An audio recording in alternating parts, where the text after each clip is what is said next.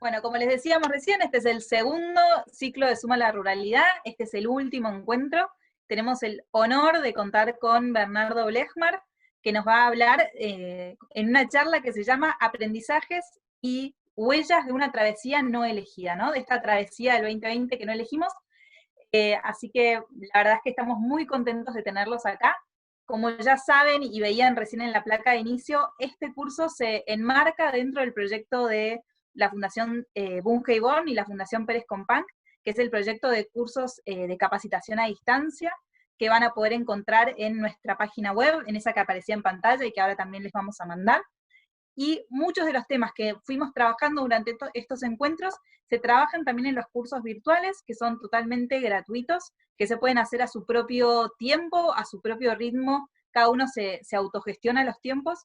La verdad es que son súper interesantes, así que a los que no los conocen, los invitamos a que los puedan recorrer, que los puedan ver, y cualquier pregunta que tengan, cualquier inquietud sobre cómo inscribirse o cómo tienen que hacer, nos pueden escribir por mail, al mail de info@programasembrador.org, que es el mail del que les estuvimos escribiendo durante este tiempo. Todo lo que necesiten saber, nos lo pueden escribir ahí. En el encuentro de hoy, igual que las veces anteriores, vamos a tener un rato de media hora, más o menos, 40 minutos, en donde va a hablar Bernardo. Todas las preguntas que ustedes quieran hacer o comentarios los pueden ir dejando en el chat, los vamos a estar leyendo, los vamos a estar anotando, y al final del encuentro vamos a tener un ratito de intercambio y de preguntas, así que todas las preguntas que vayan teniendo, vayan anticipándolas, así las vamos haciendo al final. Acuérdense, lo último, que si quieren nos pueden compartir en las redes o buscar el material de estos encuentros con el hashtag Suma la Ruralidad. Y ahora sí, no tengo nada más para decir, así que nos dejo con Bernardo. Bernardo, Muchas un gusto gracias. tenerte. Muchas gracias, Clara, Valeria, Eugenia. Primero, un placer enorme de poder compartir con ustedes. Tenemos una larga tradición con la Fundación, con los dos programas, con el programa Sembrador, y realmente hemos hecho mucho camino juntos con el tema de la ruralidad. Así que me encanta volver a encontrarme con muchos de ustedes, con que nos vimos, y otros nuevos con que nos vamos a conectar. Eh, Cuando uno se encuentra con una charla de este tipo, a mí me hacía recordar una frase que tenía María Zambrano, que era una filósofa española muy importante, que decía que a veces estaba frente a una clase y sentía una suerte de temblor, y el temblor tenía mucho que ver con esa expectativa que veía como maestra, como profesora, en los ojos de quienes de algún modo estaban esperando encontrar alguna palabra de ella que incidiera, que hiciera sentido, y se encontraba con una suerte de temblor: ¿podré o no podré? Y yo siento en estos momentos precisamente ese mismo temblor que tenía Zambrano, María Zambrano, en un momento. Y también uno piensa, y creo que nos pasa a todos los docentes, que siempre tenemos ese temblor antes de empezar una clase, por esa expectativa, por esos ojos que nos están mirando y porque esperan algo que tenga eso, alguna significación. También creo que cuando uno deja de sentir ese temblor al iniciar una clase o una conversación con nuestros alumnos y alumnas, tal vez es el momento que tiene que replantearse su propia profesión, porque ese temblor es signo de miedo y de responsabilidad al mismo tiempo.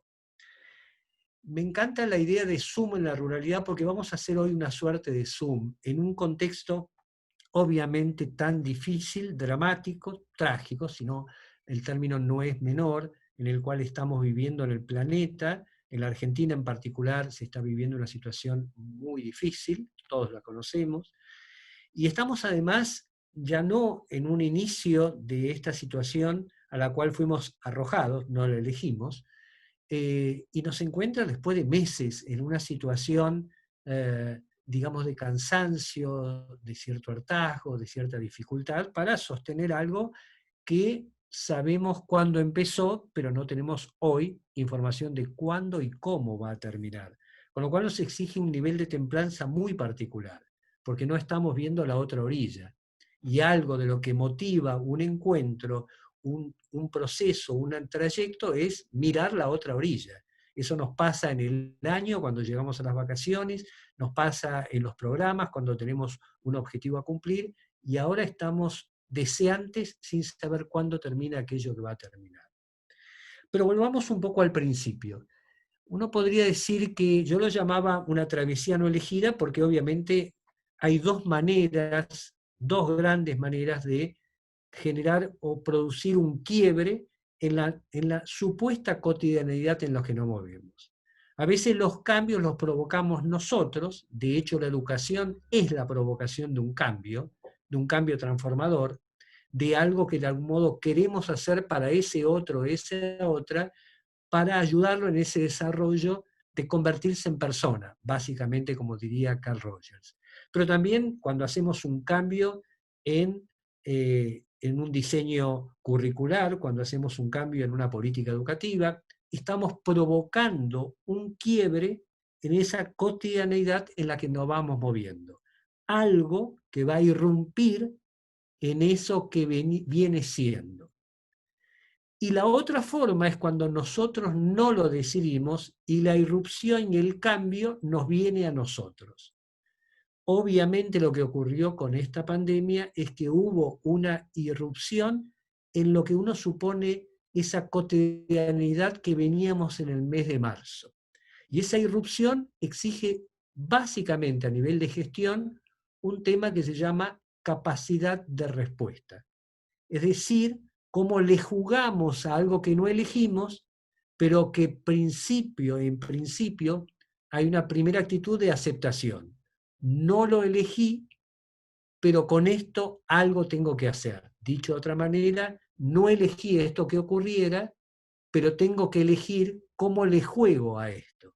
Y eso es la capacidad de respuesta que tenemos como personas, que tenemos como organización, que tenemos como escuela. Esa capacidad de respuesta se asienta básicamente, yo diría, en tres andariveles. Un andarivel, tal vez el principal, somos nosotros mismos, es decir, la gente, los docentes, los padres, los chicos, todo lo que conforma ese núcleo humano que va a responder a algo que apareció. Y ahí se juegan nuestras emocionalidades, se juegan nuestros conocimientos, se juegan nuestras capacidades, se juega nuestro capital social, todo aquello que tiene que ver con la gente. Es interesante, estaba releyendo un libro que por supuesto lo puedo recomendar, que es el libro del desasosiego, de un famoso poeta que es Fernando Pessoa, el muy famoso poeta portugués, tal vez uno de mis preferidos. Y entonces hay un párrafo muy lindo donde él juega con la gramática, se revela frente a la gramática y a las leyes de la gramática para expresar algo que él piensa. Y se revela diciendo algo que, si leo solamente ese parrafito para que se entienda, dice, si quiero decir que existo, diré soy. Si quiero decir que existo como alma separada, diré soy yo. Pero si quiero decir que existo como entidad que a sí misma se dirige y se forma, que ejerce sobre sí misma la función de crearse, ¿cómo habré de emplear el verbo ser si no es convirtiéndolo en transitivo? Y entonces triunfalmente y antigramaticalmente diré me soy. Expresión que por supuesto rompe toda ley gramatical, pero alude a una filosofía. Es la de la propia construcción de lo que hacemos con nosotros para que las cosas sucedan. Él dice que obedezca la gramática quien no sepa pensar lo que siente. A veces tenemos que romper ciertas normas, ciertas leyes para expresar. Me soy es nuestra capacidad de reinventarme a nosotros mismos frente a los hechos que nos ocurren. Entonces, por un lado está la gente, por otro lado está la estrategia. Esto es cómo le jugamos a esa irrupción. Como un pequeño detalle, lo primero que habitualmente, o que no que habitualmente, que se hizo fue salir rápidamente a sostener lo que se llamaba la continuidad pedagógica. En mi opinión, tal vez valga la pena cuando ocurre algo que nos interpela, parar, tomarnos el tiempo, pensar antes de actuar. Y tal vez actuemos con mayor profundidad y menos apuro. había, a mi modo de ver, una emergencia sanitaria, pero no una emergencia educativa. Entonces, por un lado está la gente, la estrategia y los recursos. Tercer andarivel, obviamente, son los recursos. Es decir, acá nos encontramos, y especialmente en la ruralidad, pero en todo el sistema educativo, bueno, con qué capacidad tecnológica estábamos, con qué equidad de distribución de recursos teníamos para sostener ese tema, y por supuesto apareció lo que todos conocemos, que es la realmente funesta desigualdad que existe en el país para acceder a las posibilidades que hoy da la tecnología, o que dan los recursos, los sistemas, las plataformas. Entonces teníamos para responder la gente, la estrategia y los recursos. Y cuando uno habla de recursos, no tenemos que decirlo, ninguna crisis empieza cuando empieza, sino empieza con lo que hicimos antes, en todos los niveles, en la gente y en los recursos. Quiere decir que posiblemente a todos nos pasó lo mismo, pero no todos estábamos en las mismas condiciones emocionales, cognitivas, de equipo y de recursos para sostener esa dificultad. Y ahí es donde un famoso sociólogo decía, detrás de toda crisis hay o un incompetente o alguna incompetencia. Y ya sabemos que hay varias incompetencias previas a la crisis que estamos sufriendo hoy en la crisis. Entonces, teníamos entonces gente, otra vez recursos y estrategia. Y ahí nos propusimos entonces recorrer un camino para el cual tienen que responder, y por eso a mí me interesa el tema de la gestión, fundamentalmente tres dimensiones. Las políticas públicas, que todavía están en respuesta. Las políticas públicas son lo que emana de los ministerios. Los equipos de trabajo que hay en cada escuela, esos son también los que operan en esa situación, y por supuesto la cultura general. Cultura general, políticas públicas y los equipos. Los equipos es lo que cada uno de nosotros puede hacer en su propia situación. Y es una de las cosas que de algún modo operó, a mi modo de ver, en todo este trayecto, es la singularidad. Y es que cada uno tenía que descubrir en las familias, en su propia situación, cómo responder a una singularidad que tenía que ver con quién me vinculo, en qué condiciones está, inclusive cómo yo mismo me siento frente a eso. Es probable que uno de los aprendizajes que llevamos en nuestra valija es que una de las cosas ocultas en todo esto es que pensábamos mucho a veces en los chicos, pensamos en esa continuidad pedagógica, para mí mal llamada continuidad pedagógica, porque hubo una discontinuidad y en todo caso habría que coser algo que se rompió. Pero no pensamos tanto en nuestros docentes, o sea, en ustedes mismos.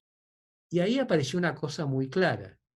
Solo puede cuidar bien quien se cuida bien y es cuidado bien.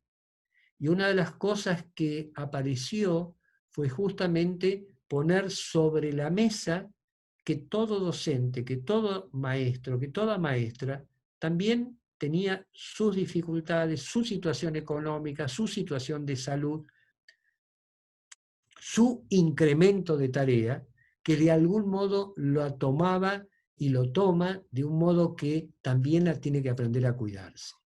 Yo creo, esta es mi opinión, por supuesto, que en toda transformación educativa hay un centro clave que más allá de los programas, el currículum y las transformaciones organizacionales es los verdaderos protagonistas que son los chicos y los maestros y las maestras. Y por lo tanto es ahí también donde hay que cuidar para que ciertas cosas ocurran. En este trayecto, cuando decía de Zoom, porque en el medio de esa tragedia que estamos viviendo, que lo es, mucho más con la cantidad de enfermos, especialmente hoy en el interior, donde viven muchos de ustedes. Podemos poner un zoom quiere decir enfocarnos en alguna de las cosas que pueden dejarnos y que nos interpelan para lo que viene, que no sabemos muy bien qué es. Entonces ahí aparece algo que primero quisiera desafiarlos, porque yo creo más en la conversación que en los monólogos. Entonces, el primer desafío que quisiera tener, por supuesto, no con todos, son muchos, pero me gustaría hacer un primer ejercicio, muy chiquito, que es, quiero que se imaginen, siendo este el último de los encuentros, en todo este trayecto, en toda esta travesía que estamos navegando juntos, imagínense lo siguiente: si tuviera que desaparecer de un solo trazo todos los aprendizajes, todos los conocimientos, todo lo que sabemos sobre todo lo que nos pasó, y nos tuviéramos que quedar con una sola idea que para nosotros es la más potente que apareció en esta travesía. ¿Cuál sería esa idea formulada muy chiquita? De nuevo, el ejercicio es este. Si desapareciera todo lo que conocemos, todo lo que de algún modo sabemos, todo lo que aprendimos, pero tuviéramos que quedarnos solo con una idea de esta travesía, ¿con qué idea nos quedaríamos? En este ejercicio lo que vamos a hacer es, pónganlo en el chat, vamos a recoger algunas y en todo caso las compartimos. De nuevo, una sola idea y que de algún modo sintetiza para ustedes lo que ocurrió. Está buenísimo lo que está apareciendo, ¿eh? Bien, ahí Bernardo, si querés te ayudo a leer, pero sale empatía, Vamos, Clara, desafío, Clara. Dale. contención, solidaridad, reinvención y reinventarse, salieron varias veces, trabajo colaborativo, redescubrirse, vincularse, fortaleza, otra vez desafío aparecen varias veces. Flexibilidad aparece varias veces. Adaptación también. Comunicación. Paciencia. Asombro, todos juntos. Trabajo en equipo, solidaridad. Trayectoria, resiliencia. Interpelación hacia nuestra práctica, amor, encontrarnos, ayuda, muy bien, sentir cerca a la familia, trabajo, familia, escuela por los niños, innovación, flexibilidad. Reaprender aparece que está bueno. Vínculo, maravilloso. Trabajo en equipo, creatividad, trabajo en equipo. Equilibrio. Sentir cerca a la familia, familia y escuela, comunidad, también aparece. Maravilloso. Me encanta, ¿eh? Démosle una vueltita a todo, reorganización, repensar nuestras prácticas. Hasta acá. Maravilloso, ¿eh? Maravilloso de verdad. Porque todo esto que está apareciendo es justamente cuando le ponemos el zoom. El zoom quiere decir ir muy al detalle, en un contexto obviamente hostil como el que tenemos económico, social, político y sanitario, digámoslo de una vez, y con un temor muy grande, sin duda alguna. Ahora, cuando le ponemos el zoom, primero podemos advertir algunas cosas que me gustaría compartir tomando lo que ustedes han dicho.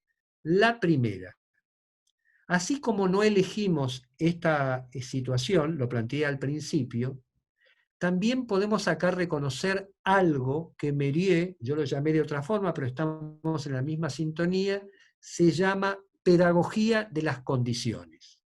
Y esto quiere decir que hay cosas que ocurren no porque solo las decidamos, sino porque se dan contextos que empujan a que ciertas cosas ocurran.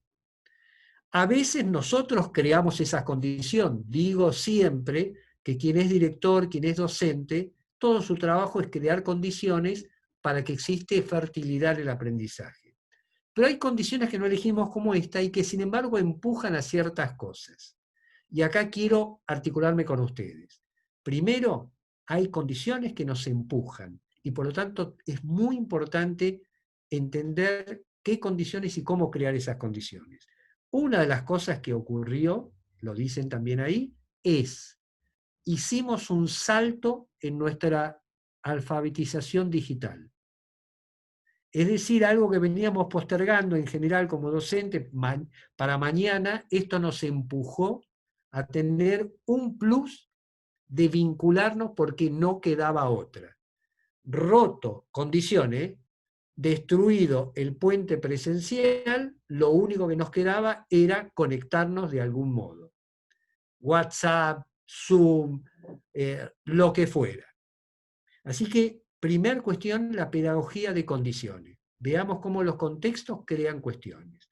La segunda cosa, y yo quiero retomar algunas nada más, dice reinventarse.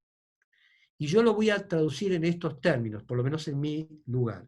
Decíamos que cuando nos encontró la pandemia veníamos en una situación, yo diría, de cotidianeidad, no diría de normalidad, porque si no, diría toda excepcionalidad lleva a que antes era normal. No, antes no era tan normal, había muchos problemas. Pero esta pandemia y esta situación nos también empujó a preguntarnos como nunca acerca de lo educativo. Nos preguntamos quiénes somos, nos preguntamos cómo educar, nos preguntamos cómo vamos a, entre comillas, volver. Nos preguntamos a cómo van a jugar las herramientas tecnológicas y lo presencial. Nos preguntamos acerca del vínculo, nos preguntamos acerca de nosotros mismos. Eso fue un disparar interrogantes que hacía mucho tiempo que masivamente la comunidad educativa no se formulaba. Segunda renovación de ese equipaje. Aprendimos que podemos conectarnos, pero eso no reemplaza lo que también dicen los colegas, ustedes, no reemplaza el vínculo. El vínculo es palabra, emoción, historia, gesto y mirada. Podemos tener gesto, podemos tener mirada, pero los cuerpos están distantes. Y ahí aprendimos qué lugar tienen los cuerpos en su cercanía en el espacio educativo. Aprendimos también, a mi modo de ver, algo que yo creo que ojalá se quede. Y dice también muchos de los colegas. Fuimos más creativos. Como se rompieron los manuales, se rompieron muchas de las cosas que había que hacer, había que crear o crear por dónde entrar. Y esto implica un nivel de autonomía que habitualmente los docentes no tienen. Los docentes, dice Etzioni, que es un sociólogo americano que escribió muchos libros, se consideraba como semiprofesionales, porque dado que dependen mucho de programas que tienen que ejecutar o de pedagogos que arman los programas, se los vive más como ejecutores. Y yo creo que en esta pandemia los docentes ganamos en autonomía profesional. Tuvimos que hacer lo que pensábamos que había que hacer, a veces independientemente del programa, y elegir los mejores recursos tal como los teníamos.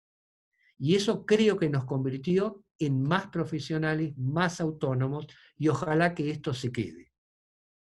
Yo creo que eso fue también un punto de que ojalá efectivamente se quede en el sentido de ganar autonomía, sabiendo que lo público es lo de todos y está bueno que exista una mirada pública, educativa de nuestro país, pero al mismo tiempo respetar las singularidades.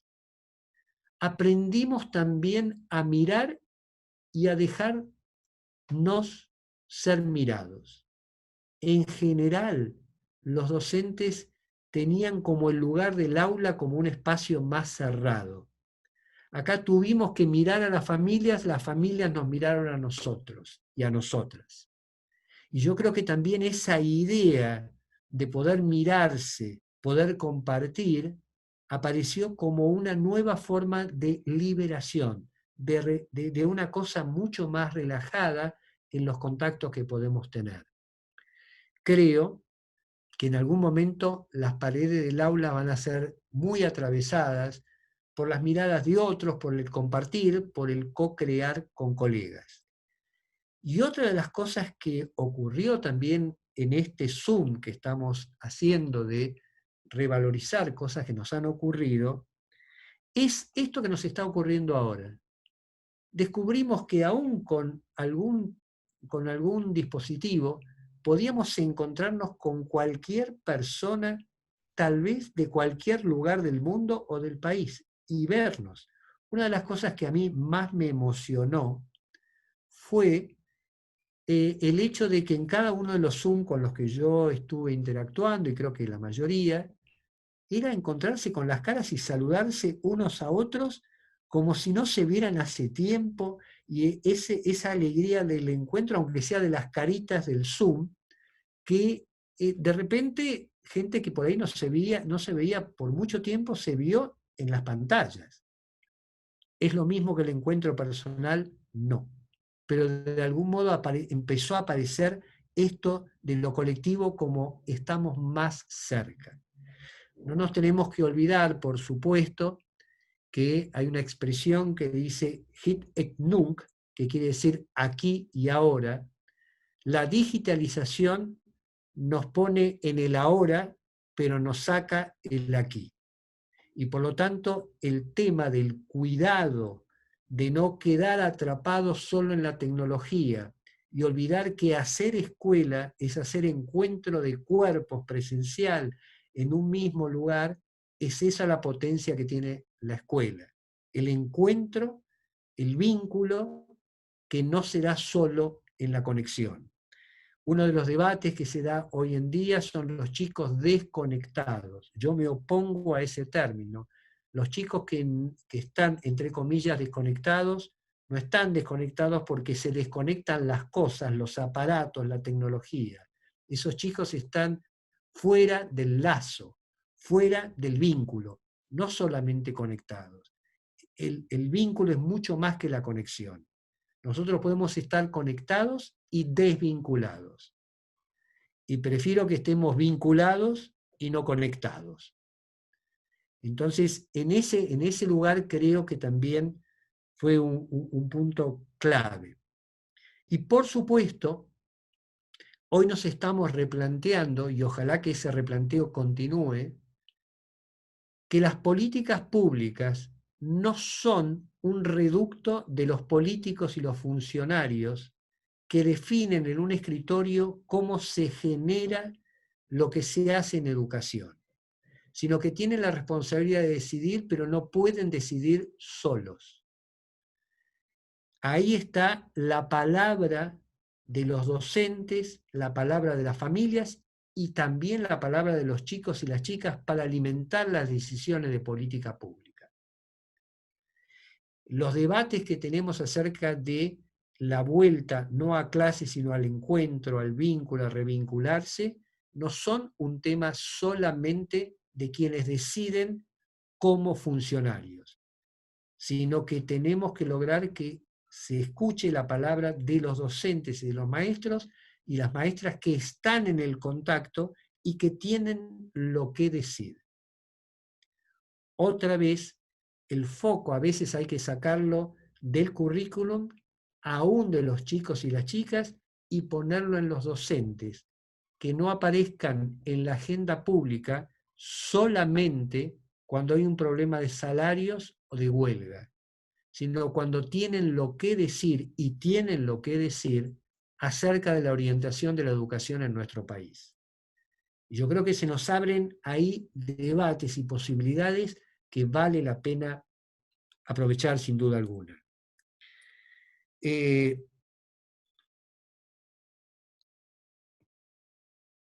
Me gustaría conversar y poder tener ese tiempo para poder intercambiar con ustedes, pero antes me gustaría leerles un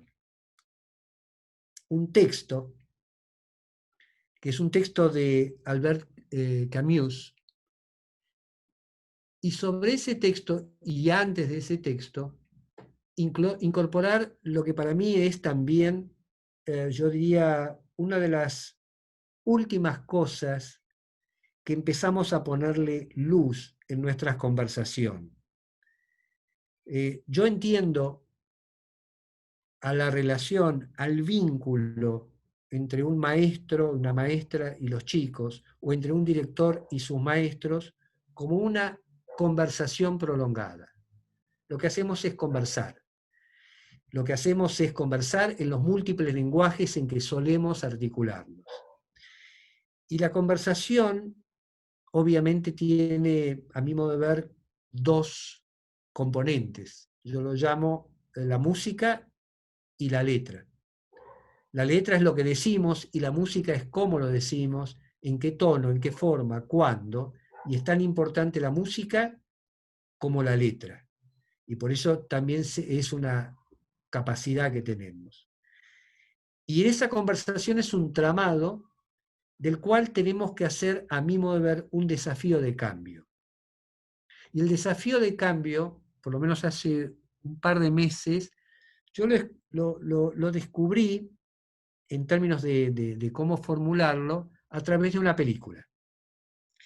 La película, que la vengo recomendando, yo creo que me tendrían que dar un porcentaje de esta película que voy a comentar, porque a esta altura muchos la volverían a ver, yo creo que vale la pena volver a ver.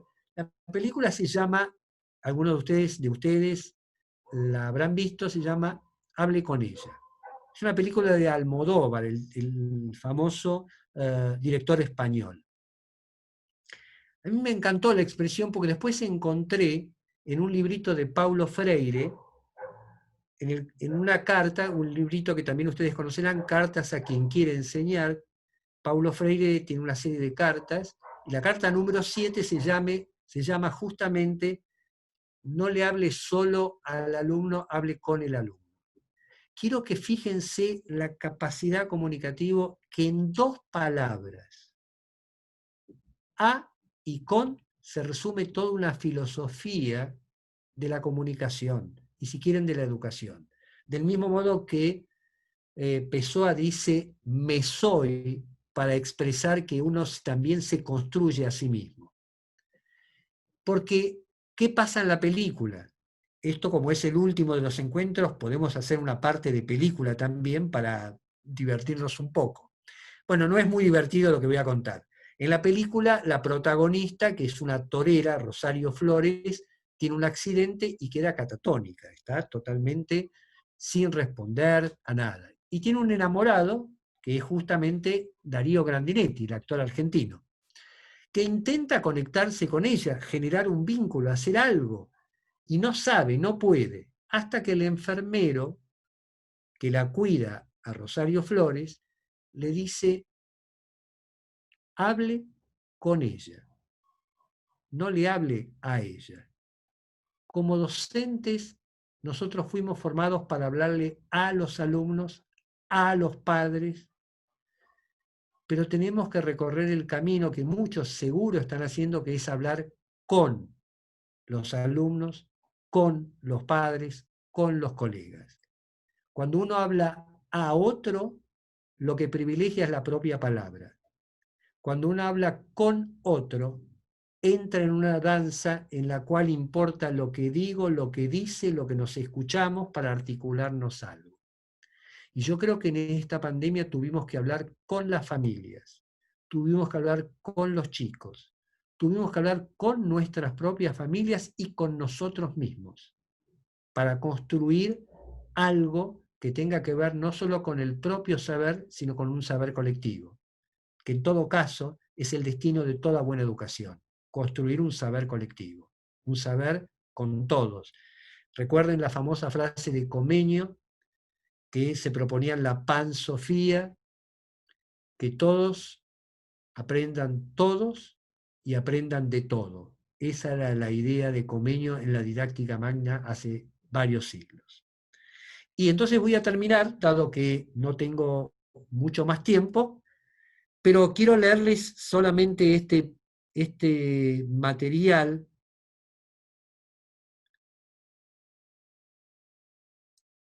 Por supuesto, si lo encuentro. que dice así, y yo creo últimamente que muchos de nuestros saberes, de nuestras posibilidades, no solo están en los libros didácticos, no solo en los libros de gestión educativa, no solamente en los libros técnicos, sino que mucha de nuestra formación está en el arte, en la literatura, en la ficción, en los ensayos, en el teatro, en la danza y en el deporte. Dice Albert Camus, Albert Camus es el autor francés, murió muy joven, escribió La peste, escribió El extranjero. La peste es un increíble relato que en los años 40, si ustedes lo leen, por supuesto lo recomiendo, es prácticamente una predicción de todo lo que estamos viviendo ahora, de las conductas humanas, de los comportamientos, de lo que ocurre con esa situación. Pero en este caso él dice lo siguiente, se llama El verano y con esto termino. En el medio del odio me pareció que había dentro de mí un amor invencible. En medio de las lágrimas me pareció que había dentro de mí una sonrisa invencible. En medio del caos me pareció que había dentro de mí una calma invencible. Me di cuenta, a pesar de todo, que en el medio del invierno había dentro de mí un verano invencible. Y eso me hace feliz, porque no importa lo duro que el mundo empuje en mi contra, dentro de mí hay algo más fuerte, algo mejor, empujando de vuelta. Si Pessoa y Camus se hubieran encontrado, tal vez hubiéramos ligado el me soy de Pessoa con este verano que nos trae Albert Camus. Y ambos dos nos estarían dando una verdadera lección de la palabra más usada en esta pandemia, que era resiliencia. Muchas gracias. Muchas gracias, Bernardo, muchas gracias, un placer escucharte, ahí se leen un montón de comentarios muy lindos que después te vamos a dar para que leas.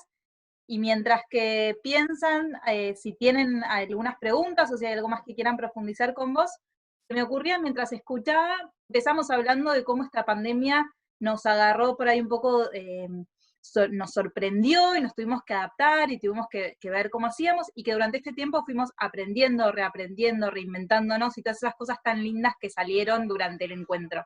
Y me queda pensando, bueno, si tuviéramos que decir qué 3 cosas nos llevamos, porque bueno, el ciclo de charlas termina, pero las escuelas y la educación sigue, y hay que seguir y hay que volver el año que viene. Entonces, si nos tenemos que llevar de lo que aprendimos, ahora que estamos por ahí más preparados, que podemos pensar con anticipación, ¿qué 3 cosas nos dirías como para resaltar, para llevarnos de esta pandemia y esta travesía no elegida?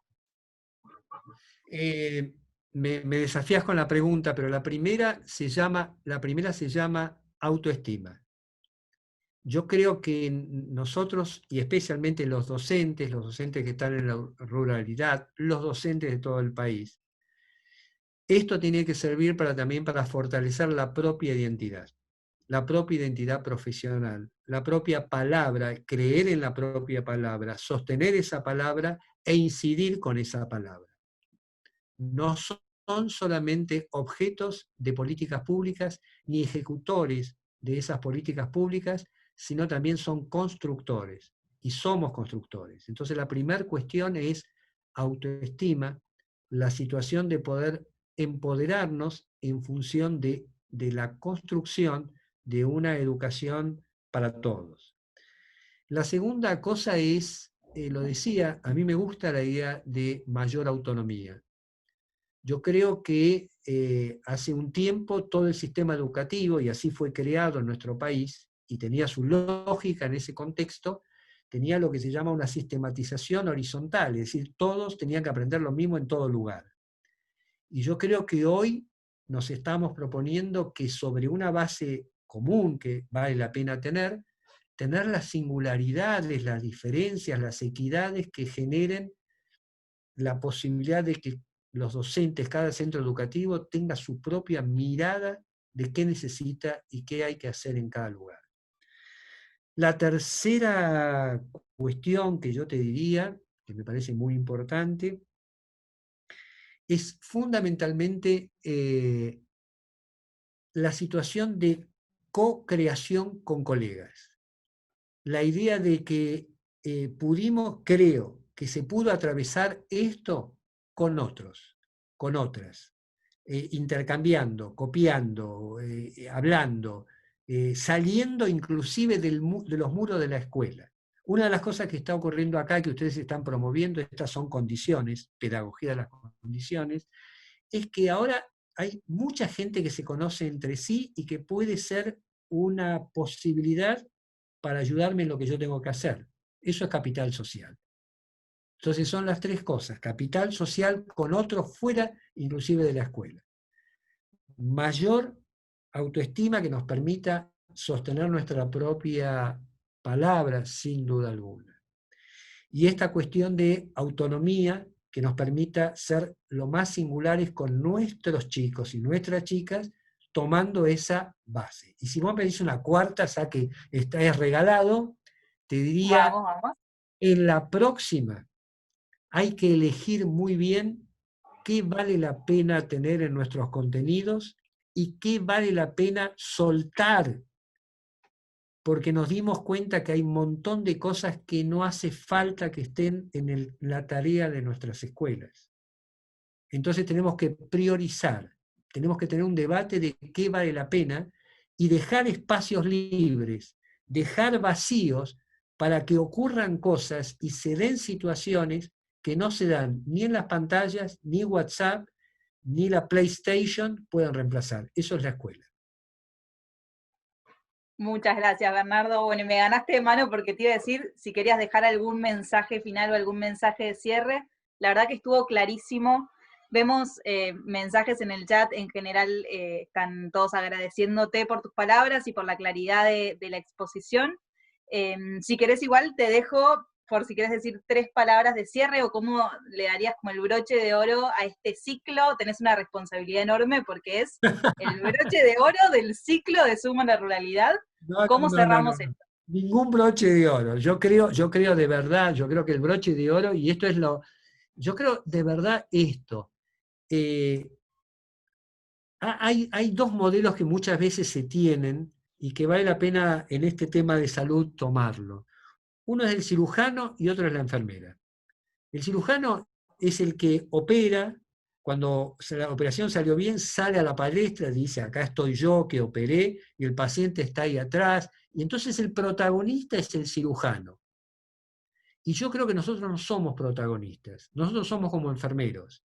Estamos atrás, estamos en el cuidado, no tenemos por qué aparecer en el sentido de fuimos nosotros, sino que nuestra tarea está en ese desarrollo, en ese vínculo con ese otro y esa otra que son los chicos. Entonces yo digo eso, y también digo, si para lo que viene, yo quiero utilizar la palabra reinaugurar. Nosotros no volvemos a ningún lugar, porque no podemos volver a una escuela, porque esa escuela ya no es la misma, y nosotros, después de esta travesía, y nosotras tampoco somos los mismos. Como diría alguien, nunca hay viaje de ida y vuelta, todos los viajes son de ida. Cuando volvés, ya es otro viaje, no es el mismo.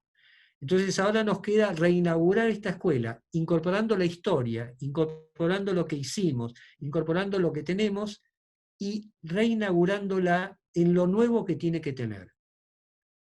Y lo nuevo que tiene que tener, y la primer parte de lo nuevo que tiene que tener, es lo que está ocurriendo con Valeria y su hijo, que es el encuentro de cuerpos, la cercanía de cuerpos, la cosa del vínculo. Y empieza por 2 palabras.